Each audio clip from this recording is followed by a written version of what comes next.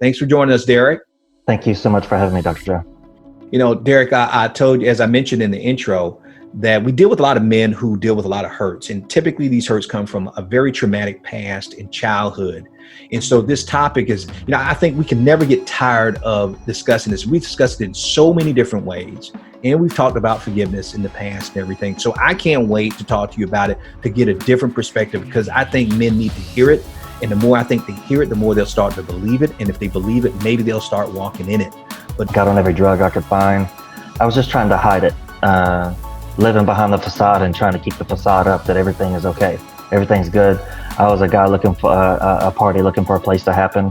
I got just angry, like, why should I forgive him? That's the question I asked. That's the statement I made towards that voice. And then all of a sudden, all the memories started coming back through my head like a time-lapse video on high speed.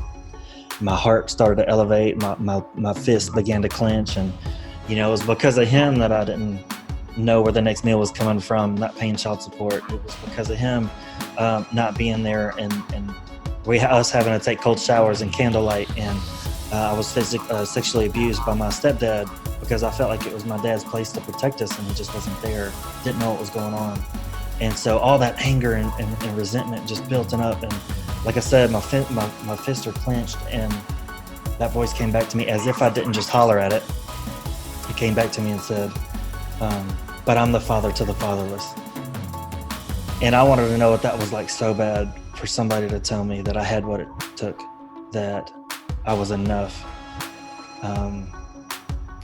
That I said, you know what, God, is like, if you give me that, I'll give you this.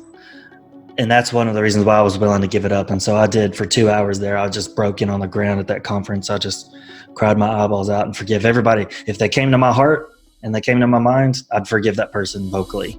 Wow. And what was so crazy is because I was abused, I didn't want anybody to find out or know about it. So I put up this facade that I lived behind.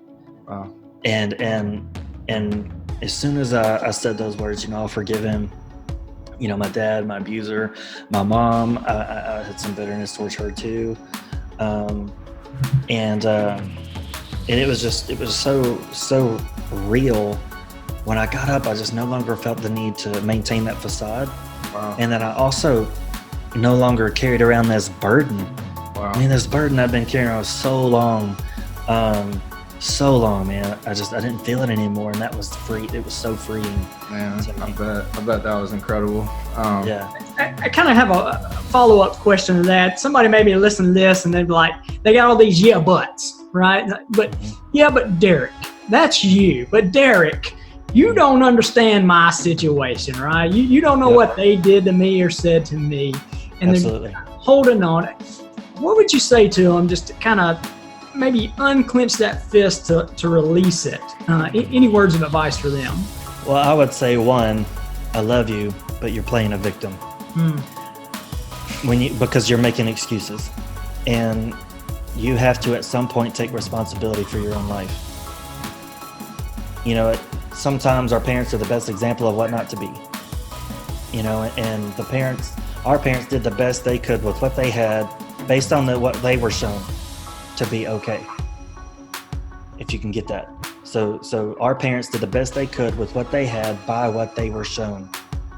So if you don't like that, my friend, it's up to you to change that. He said that, he says, every choice you make is either a vote for the person you want to become, or it's not. I went through a valley, and what I've done with my book is built a bridge across that valley. And it's easier to cross the valley by going over a bridge someone else built.